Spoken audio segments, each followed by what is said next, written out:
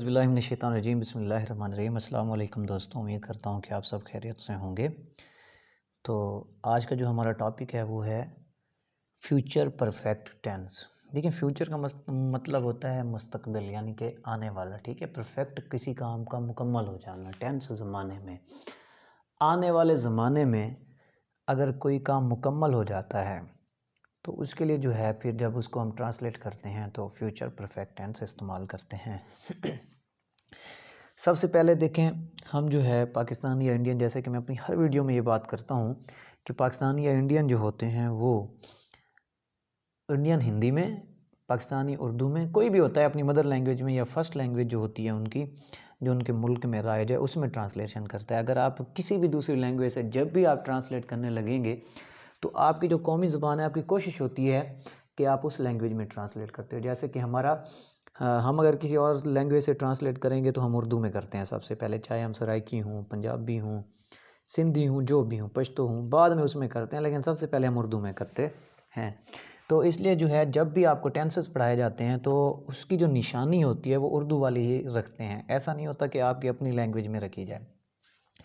तो आगे चलने से पहले जो दोस्त नए हैं मैं उनको खुशामदीद कहता हूँ और आपसे ये रिक्वेस्ट करता हूँ कि चैनल को सब्सक्राइब कर लें और ये वीडियोस जो हैं अपने दोस्तों के साथ शेयर किया करें। और आप लोग जो हो वो कमेंट में सिर्फ नाइस, ग्रेट, आला ये लिख के चले जाते हैं, हालांकि ये मकसद नहीं है। एंड पे मैं एक हमेशा सवाल छोड़ता हूँ, वो मैं कहता हूँ कि आपने जो है ये कमेंट में मुझे लिख के इसका जवाब देना है।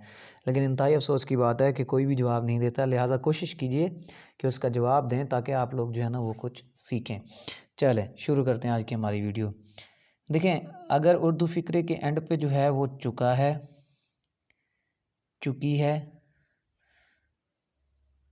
चुके होंगे, चुका होगा, चुका होगा, चुकी होगी, चुके होंगे। ठीक है, ये आ जाता है। क्या आ जाता है? चुका होगा, चुकी होगी, चुके होंगे वगैरह, यानी कि चुका होगा वगैरह कुछ भी आ जाता है तो उसके लिए जो है आप क्या इस्तेमाल करते हो? फ्यूचर परफेक्ट टेंस ट्रांसलेशन में इस्तेमाल करते हैं। तो फ्यूचर परफेक्ट टेंस का सबसे पहले जो है हम इस फार्मूले को देख लेते हैं। अगर ये फार्मूले आप याद रख लेते हैं तो फिर आपको बड़ी आसानी होती है ट्रांसलेट करने में। तो देखिए, फार्मूले में सबसे पहले आपने क्या लगाना होता है? सब्जेक्ट। उसके बाद आपने लगाना होता है विल शैल। उसके बाद आपने लगाना होता है हैव। उसके बाद आपने लगाना होता है वर्ब की थर्ड फॉर्म। उसके बाद आपने लगाना होता है ऑब्जेक्ट। ठीक है, subject, will, shell plus have plus third form of verb plus object. देखें, यहाँ पे अगर सब्जेक्ट जो है वो सिंगुलर हो या प्लूरल हो, आपने विल या शैल के बाद हैव ही लगाना है। चाहे आपका सब्जेक्ट जो है वो ही, शी, इट हो या आई, वी, दे, यू, कोई भी हो, तो आपने हमेशा ही विल के बाद या शैल के बाद क्या करना होता है? आपने हैव लगाना होता है। चलें, ये बात क्लियर हो गई। तो अब हमारा जो ट्रांसलेशन के लिए सेंटेंस है वो है वो स्कूल जा चुका होगा। तो सबसे पहले हम देखते हैं कि इसमें आ रहा है चुका होगा, जो कि हमें हमारी निशानी में मिल रहा है। तो इस बात से ये क्लियर हो गया कि ये फ्यूचर परफेक्ट टेंस है। तो जब हम इसको ट्रांसलेट करेंगे तो फार्मूले के हिसाब से सबसे पहले हम सब्जेक्ट देखेंगे। तो सब्जेक्ट है हमारे पास वो, यानी कि इसकी इंग्लिश क्या होती है फिर? ही, सिंगुलर है, चुका होगा ही। उसके बाद जी विल या शैल लगा दें। आपको पता है ही के बाद क्या लगता है? विल। अगर आप लोगों को पता नहीं है तो आपने मेरी जो वीडियो है फ्यूचर इंडेफिनिट टेंस, वो वाली वीडियो देख लेनी है, तो उसमें आपको ये बात क्लियर हो जाएगी। ठीक है, उसके बाद आपने सब्जेक्ट के हिसाब से हैव लगा देना है, फार्मूले के हिसाब से आपने हैव लगा देना है तमाम सब्जेक्ट्स के साथ। उसके बाद आपने वर्ब की थर्ड फॉर्म लगा देनी है। वर्ब है हमारे पास जाना, तो गो वेंट, इसकी जो थर्ड फॉर्म होती है वो होती है गॉन। और आपको पता है अमूमन आप इसके साथ प्रेपोजिशन टू लगाते हो। और ऑब्जेक्ट जो है हमारे पास कहाँ जा चुका होगा? स्कूल है, तो आपने सिंपली जो है ऑब्जेक्ट यहाँ पे लिख देना है। स्कूल की इंग्लिश क्या होती है?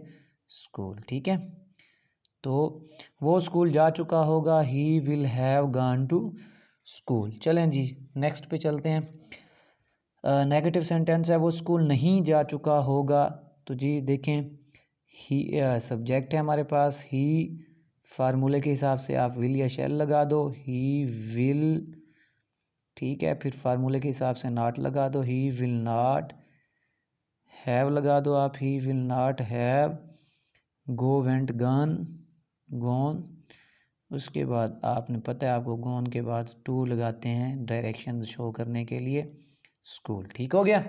जी, he will not have gone to school. ठीक है, तो अब ये हो गया हमारा नेगेटिव। अब आगे चलते हैं हम इंट्रोगेटिव सेंटेंस की तरफ। ठीक है, फार्मूला आपके माइंड में होना चाहिए। ये फार्मूला अगर आपको आता है तो जिस तरह का मर्जी वो सेंटेंस दे, मैं तो सिर्फ सेम ही सिंपल आपको दे देता हूँ, वो जिस तरह का मर्जी दे दे आपको के लिए वो मसला नहीं है। तो इंट्रोगेटिव का जो है फार्मूला वो क्या होता है, सबसे पहले आप विल शैल लगा रहे होते हो, उसके बाद आप सब्जेक्ट लगा रहे होते हैं, उसके बाद आप हैव लगा रहे होते हैं, फिर आप वर्ब की थर्ड फॉर्म लगाते हैं, ऑब्जेक्ट लगाते हैं, और एंड पे ये बड़ी इंपॉर्टेंट चीज़ है, इस चीज़ को कभी भी आपने नहीं भूलना है, ये इंपॉर्टेंट चीज़ है, ये आपने लगाना है। देखें उर्दू फिक्रे के एंड पे भी ये चीज़ आ रही है। ठीक है, ये चीज़ होती है जो हमें जो है वो शो करती है कि ये इंट्रोगेटिव सेंटेंस है या सवालिया फिक्रा है। चलें जी, इसको ट्रांसलेट करते हैं। सेंटेंस है हमारे पास, क्या आप लाहौर पहुंच चुके होंगे। ठीक है, तो सबसे पहले फार्मूले के हिसाब से आप यू है तो यू के साथ क्या लगता होता है, मैं यहाँ पे विल लगा रहा हूँ। आपने मज़ीद ये चीज़ें समझने के लिए फ्यूचर इंडेफिनिट वाली वीडियो देख लेनी है। विल सब्जेक्ट जो है वो यू है, विल यू, उसके बाद है have, will you have, verb है हमारे पास पहुँचना यानी कि रीच, तो रीच की थर्ड फॉर्म जो है वो होती है हमारे पास reached, will you have reached. अब एक बात आपने याद रखनी है, मैं कई दफ़ा बता चुका हूँ कि रीच के बाद जो है वो कोई प्रेपोजिशन नहीं आती, और ऑब्जेक्ट जो है वो है हमारा लाहौर। ठीक है, रीच के बाद कोई भी प्रेपोजिशन नहीं आती, उसके बाद एंड पे आपने जो है वो क्वेश्चन मार्क लगा देना है। Will you have reached Lahore. अब देखें, हैव के बाद हम जो है हर जगह पे क्या लगा रहे हैं, थर्ड फॉर्म लगा रहे हैं।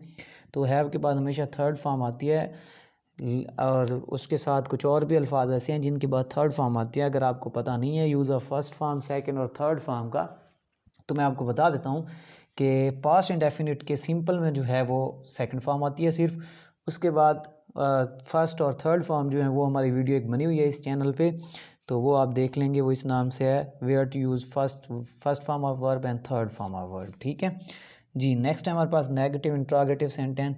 ये जो है अब आपकी असाइनमेंट है, ये क्या है, आप लोगों की असाइनमेंट है। ये सेंटेंस आपने जो है वो करके ट्रांसलेट मुझे कमेंट में देना है। ठीक है, कमेंट में आपने ये सेंटेंस मुझे ट्रांसलेट करके देना है। चलें जी, बहुत शुक्रिया वीडियो देखने के लिए। मेरे चैनल को सब्सक्राइब कर दें और घंटी के बटन को बजा दें, ताकि अगर कोई मैं नई वीडियो अपलोड करता हूं तो आपको मिले, क्योंकि आगे मैंने बहुत सी वीडियोस अब अपलोड करनी है। काम तेज़ करते हैं, टेंसेस से निकल कर CSS की करेक्शन की वीडियोज़ और ट्रांसलेशन की वीडियोज़ छोटी छोटी 1 मिनट की, 1.5 मिनट की, 2 मिनट की अपलोड करनी है, और आप लोगों ने जो है उसे बड़े गौर से तवज्जो से देखनी है। चाहे आप जिस भी क्लास के हों, तो आपके लिए वो बहुत ही फ़ायदेमंद होंगी, मुफीद होंगी। अच्छा जी, दुआओं में याद रखिएगा। अल्लाह हाफिज़।